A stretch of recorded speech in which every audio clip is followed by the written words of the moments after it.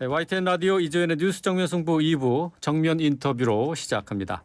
이재명 민주당 대표가 검찰 소환 조사에 응한 가운데 민주당은 김건희 여사 특검으로 맞대응하는 모양새입니다. 국민의힘은 당대표 후보 4명을 공개하면서 본격적인 전당대회 모드에 돌입했는데요. 자, 관련한 내용 국민의힘 조혜진 의원 연결해서 관련 얘기 나눠보겠습니다. 조혜진 의원님 안녕하세요. 예, 안녕하십니까. 예. 조혜진입니다. 예, 자 이재명 민주당 대표가 예. 위례 신도시 또 대장동 개발 비리 의혹 조사를 받기 위해서 오늘 검찰에 출석을 했습니다. 이번에는 예. 의원을 대동하지 않고 혼자서 포토라인에 섰는데요. 예. 자, 그동안 왜 방탄 논란이 많이 있었는데 이러한 논란을 의식한 걸까요? 예, 처음에 성남 FC 사건 조사받으러 성남 시청에 출두할 때 한 60여 명의 민주당 의원들이 동행을 했죠. 네. 그리고 대장동 위례 사건 때문에 서울중앙지검에 출두할 때도 한 14명 정도 의원들이 갔고, 근데 그게 검찰에 겁박을 한다든가 그런 의도였는지 모르겠지만은 네. 결과는 오히려 더 안 좋았다. 여론도 안 좋고 또 그 때문에 그 직후에 또 당 지지율도 떨어지고 예. 그런 부담과 또 당 내에서도 그런 데 대한 비판적 이야기가 나오고 있는 것들이 부담을 준 것 아닌가. 그리고 의원들 따라가서 응원하는 것까지는 할 수 있지만 결국은 의원들이 그 검사 조사실까지 따라 들어갈 수는 없는 것이고 결국 혼자 들어가서 혼자 검사하고 마주 앉아서 조사받아야 되는 거기 때문에 결국 그 검사 앞에서 얼마나 자기를 잘 방어하느냐가 핵심이지 의원들이 우르르 따라가서 하는 거는 별 효과가 없다는 것도 느꼈을 수도 있다고 봅니다. 예. 오늘 이재명 대표가 포토라인에 서서 유검 무죄, 무검 유죄라고 얘기를 했는데 그러면서 곽상도 전 의원의 1심 판결과 관련된 내용도 얘기를 했어요. 50억 뇌물 의혹과 관련해서 무죄 판결이 내려졌는데 자, 여기에 대해서 어떤 국민이 납득하겠느냐라고 지적을 했습니다. 이 부분 어떻게 들으셨는지요? 좀 뜬금없다는 생각이 들었습니다. 네, 재판 그런 상식 이하의 판결을 한 건 법원이고 국민들이 실망하고 분노하는 것도 그 판사나 그 법원에 대해서 실망하고 분노하는 것인데 유검무죄, 무검유죄라고 하니까 마치 검찰이 그 사건을 봐준 것 아니냐는 그런 뉘앙스로 느껴지는데 검찰은 오히려 그런 오해를 안 받으려고 같은 검사 출신 선배 검사라고 볼 수 있는 우리 곽상도 전 의원에 대해서 보기에 따라서 상당히 가혹하게 했습니다. 다 보셨지만은 처음에 구속영장 청구해서 법원이 기각하니까 포기하지 않고 다시 보강조사해가지고 재청구해서 구속영장 받아내고 기어코 감옥에 구치소에 수감을 시켰습니다. 그리고 이번에 결심 공판 때 구형량도 무려 15년을 구형을 했습니다. 15년이면은 곽상도 전 의원이 나머지 평생을 감옥에서 살아야 되는 그런 세월인데 그렇게까지 했는데 검찰이 무슨 봐준 것처럼 그렇게 보도하고 그런 검찰한테 내가 조사를 받으니까 내가 억울하다 이런 코스프레 같은데 좀 안 맞은 것 같습니다. 이 사법부의 판단인데 왜 정부를 비판하는데 활용하느냐 하는 그 지적이 되겠네요. 자, 오늘 이재명 대표에 대한 조사에서 검찰은 실체적 진실 규명을 위해서 구체적인 답변을 기대한다라고 밝혔습니다. 질문지도 상당히 많이 준비한 것으로 200페이지 정도 준비한 것으로 알려졌는데요. 자, 이 대표는 지난 조사 때 제출한 서면 진술서로 답변을 가름할 태세인 것 같아요. 어떻습니까? 보도를 보면은 지난번 조사 때 제출했던 서면 질의서를 다시 한번 제출하면서 이걸로 그냥 알아서 하라 이런 식으로 했다는 보도인데 검찰은 당초에 이재명 대표한테 물어볼 사항도 있었지만 지난번에 제출한 그 따져서 확인해야 될 사항들이 또 많아가지고 예. 그것까지 다 해서 한 200여 개 질문을 준비했다고 그러는데 예. 본인은 뭐 밖에서는 당당하게 조사받겠다라고 이야기해놓고 들어가서는 이런 식으로 종이 한 장 던져놓고 묵비권 행사하고 하는 그런 정말 이중적인 태도고 그렇게 해서 뭐 도움이 될는지 모르겠지만은 법원에서 나중에 재판할 때는 이런 식으로 그 조사에 협조하지 않고 묵비권 행사하는 사람들에 대해서는 예. 법원이 뭔가 이 사람에게는 유죄의 그 심의가 있다는 그런 심증을 갖게 됩니다. 예. 그러니까 그게 꼭 그 이 대표한테 도움 된다고도 볼 수 없어요. 자기가 정말 억울하고 자기 말대로 검찰이 조작하고 있고 소설 쓰고 있으면은 하나하나 따져서 그걸 뒤집어야죠. 예. 검찰이 의심하고 있는 부분에 대해서 적극적으로 나서서 소명에 임해야 된다. 그렇게 말씀하셨는데, 근데 이번 조사에서는 무엇보다도 정진상 전 실장이나 김용 전 부원장 관련한 혐의, 또 그리고 천화동인 1호 지분 약정 의혹, 428억 원에 대한 추궁도 이루어질 것으로 예상되고 있지 않습니까? 그런데 이 대표는 이 부분에 대해서 시종일관 전혀 몰랐다 하는 입장을 갖고 있지 않습니까? 예, 몰랐다고 그러고 또 아마 그 정진상, 김용 두 사람도 그 부분에 대해서는 뭐 묵비권 행사하고 있는 건 아닌가 싶은데 그 결과적으로 검찰은 그 두 사람 이재명 대표하고 나머지 정진상, 김용 두 사람의 진술이 없는 상태에서 사건을 입증해야 되니까 굉장히 이 다른 관계자들의 진술과 정황, 증거 이런 걸 아주 치밀하게 모으고 있는 것 아닌가 싶습니다. 그러니까 뭐 본인들이 입 다물고 모른다 또는 뭐 말 못한다 이렇게 한다고 해서 무죄가 되는 건 아니기 때문에 사건의 혐의에 대해서는 검찰이 충분히 입증을 해갈 까리라고 봅니다.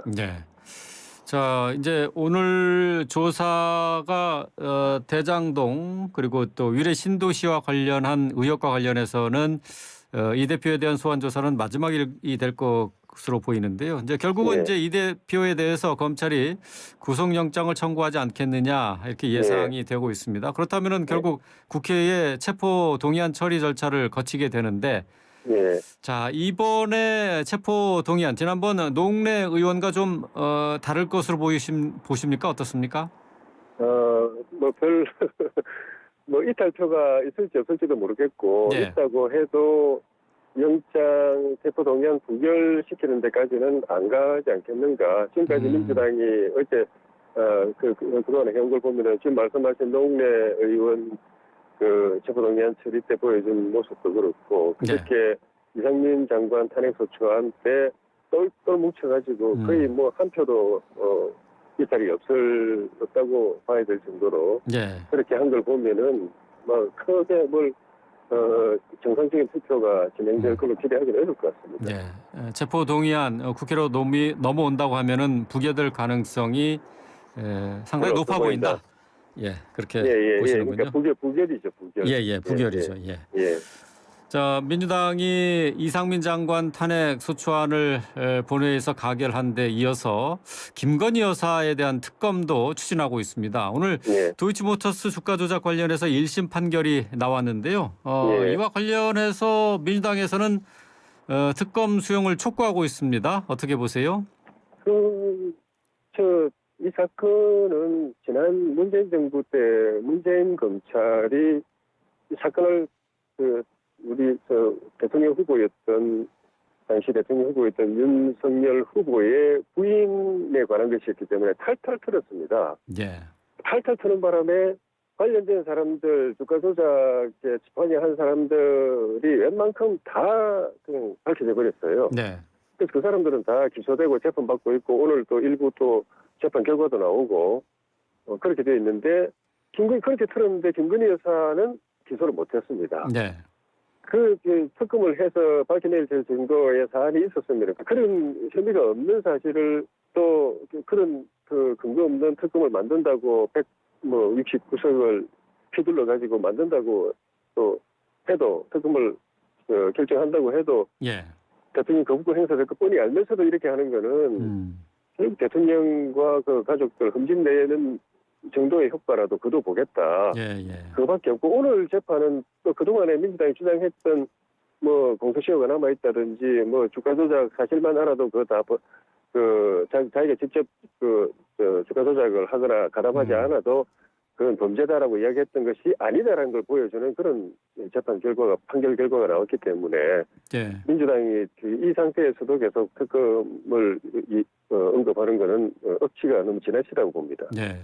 그런데 민주당에서는 도이치모터스 주가 조작 사건과 관련한 재판이 진행이 되면서 검찰이 네. 새로운 증거를 내놨고 또 네. 우리 기술과 관련한 주가 조작 혐의도 새롭게 드러났다 이렇게 얘기하고 있지 않습니까? 어떻습니까? 이 부분은?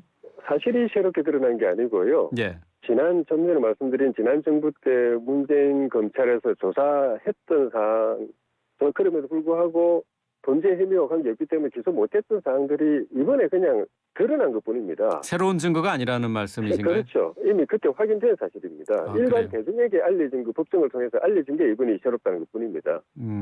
그렇군요. 네. 자, 계속해서 이번에는 국민의힘 전당대회로 넘어가 보겠습니다. 당대표 예. 후보 4명이 컷오프로 가려졌는데요. 예. 예상대로 김기현, 안철수 의원이 통과가 됐고 천하람 순천갑 당협위원장 예. 통과했고 황교안 전 대표도 컷오프를 통과했습니다. 예상했던 결과입니까? 어떻습니까? 어떻게 보세요? 뭐 저뿐만 아니라 이 관심 갖고 여론조사 뉴스나 보도를 계속 지켜본 분들은 뭐 거의 그동안 지켜본 그대로 예. 결과가 나왔다고 보실 것 같습니다. 그동안 뭐 일반 국민들 특히 이제 국민의힘 지지층을 상대로 한 여론조사가 여러 번 실시가 됐습니다만은 이 여론조사가 그대로 이 반영됐다라고 이렇게 볼 수도 있겠죠. 그 프로테이지까지는 정확하진 않지만은 순위는 대체로 그대로 반영됐다고 보여집니다. 예. 아무래도 이제 관심은 천하람 후보가 돌풍을 일으키고 있는데 천하람 후보가 어디까지 선전을 하겠느냐 하는 부분이 될 것 같아요. 결선 투표 진출 가능성 어떻게 보십니까? 제가 천하람 후보가 이 후발 주자로 출마 선언했을 때 우리 당 경선 이 공간을 굉장히 역동적이게 만드는 내기 역할은 확실히 할 거다. 예.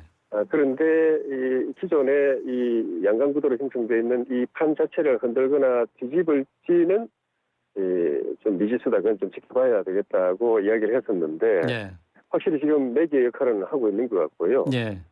본인이 가지고 있는 잠재력이나 또 우리 선거인단 당원들이 굉장히 이협동적인 당원들이거든요. 지난 2년 전 전당대회 때 뭐 정당 사상 전무후무하게 30대 영선을 당대표로 만들어낸 당원들인데다가 그 뒤에 한 당원 수가 한 2.5배가량 늘어났는데 특히 수도권하고 30대에서 많이 늘어났습니다. 그래서 우리 당원층들의 이런 동향이 변수가 될 수도 있을 것 같고 뭐 그 쉬운 일은 아니지만은 그래서 판을 세게 우리 천하람 후보 세게 흔들어 놓을 가능성도 배제하기는 어려울 것 같습니다. 뭐 현실적으로 결선 투표까지 가기에는 조금 쉽지 않다. 뭐 이렇게 예상을 하시는 건가요? 그러니까 현실로 보면 그런데 현실과 다른 결과를 우리가 봤기 때문에 속단할 수는 없을 것 같습니다. 알겠습니다. 자, 최고위원 컷오프를 통과한 후보 8명도 좀 살펴보죠. 김병민 비대위원, 김용태 후보, 김재원, 민영삼, 정미경, 조수진, 허은하 후보 이렇게 포함이 됐습니다. 청년 최고위원회는 후보로 김가람, 김정식, 이기인, 장해찬 후보가 본선행을 확정지었는데요. 이렇게 보니까 친 이준석계 후보 4인방 모두 다 컷오프를 통과했네요. 상당히 상당히 약진했죠. 당대표 후보 천하람, 또 최고위원 후보 김용태, 허은하, 청년 최고위원 후보 이기인 이분들이 이준석 전 대표가 공개적으로 지지 선언한 후보들인데 이렇게 본선에 진출한 거는 뭐 당내 그런 내홍과 파동이 있었지만은 어쨌든 이준석 대표와 성향을 같이 하는 당원들 또 그 뒤에 이준석 대표의 당 입당 가입 요청을 받고 또 추가로 입당한 예. 그런 당원들이 뭔가 좀 움직임이 있다는 느낌을 느낄 수 있을 것 같습니다. 예.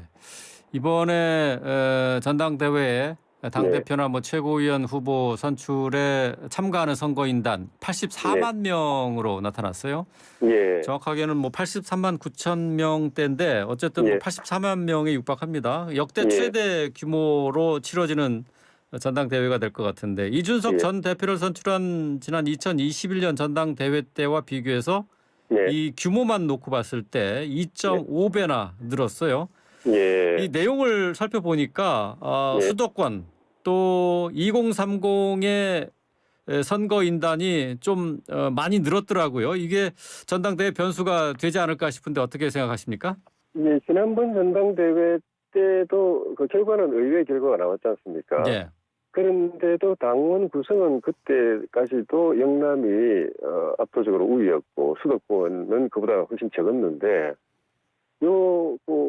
그때부터 지금까지 한 1년여 지나는 동안에 영남 이번에 이 당원 비중을 확인해 보니까 영남 비중이 한 11.6%가 줄어들었고요. 예. 상대적인 거죠. 그렇죠. 상대적인 거. 절대수가 줄어든 건 아니고 예, 예. 절대수는 늘어났고 수도권 비중이 5.4% 늘어났습니다. 예. 그래서 영남과 수도권이 거의 비슷해졌어요. 그리고 또 2030 세대의 비중이 한 6.2% 정도 더 올라갔고. 예.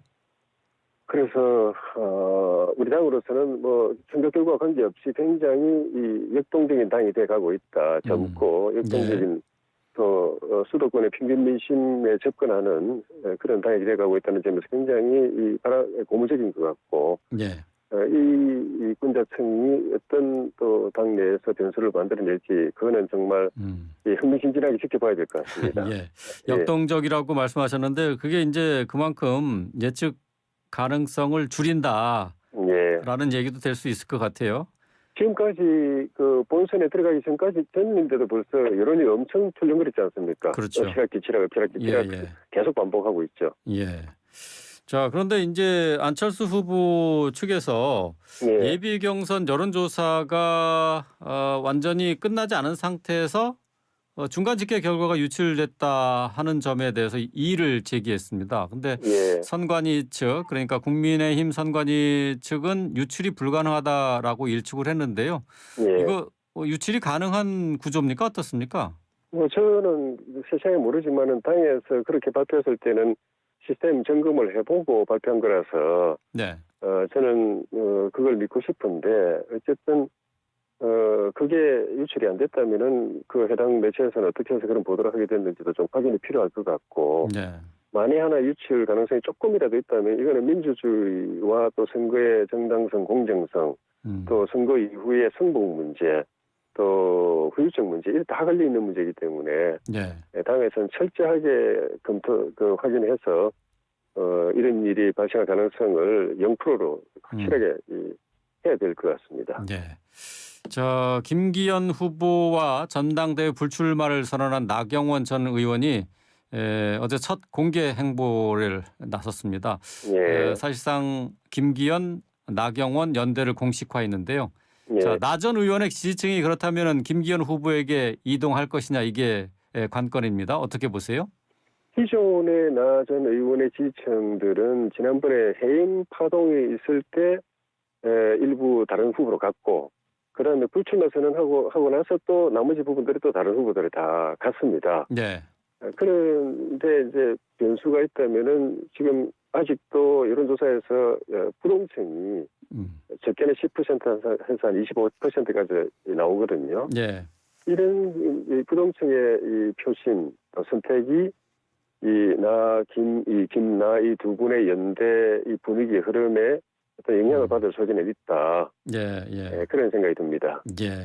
알겠습니다. 그 나경원 전 의원이 지난번 김기현 후보와 만났을 때는 조금 그 얼굴이 경직돼 있었는데 이번에는 활짝 웃는 모습이더군요. 아무래도 여론에서 좀 굳은 표정에 대해서 집중해서 본 시각을 의식하지 않았나 싶은데 어떻게 생각하세요? 저도 그런 것 같습니다. 이제 그런 걸 보면은 김기현 후보에 대한 본인의 우호적 입장 좀 더 뚜렷한 것 아닌가. 그런 의원직 입장이 없었다면은 표정이 왜 그렇게 굳었느냐라고 해도 의식 안 할 텐데 다시 또 그걸 갖다가 불시시켜주는 그런 표정을 이렇게 확인시켜주는 걸 보면은 그 우호적인 건 또 사실인 것 같습니다. 알겠습니다. 자, 오늘 말씀 여기까지 듣겠습니다. 고맙습니다. 예, 감사합니다. 네, 지금까지 조혜진 국민의힘 의원이었습니다.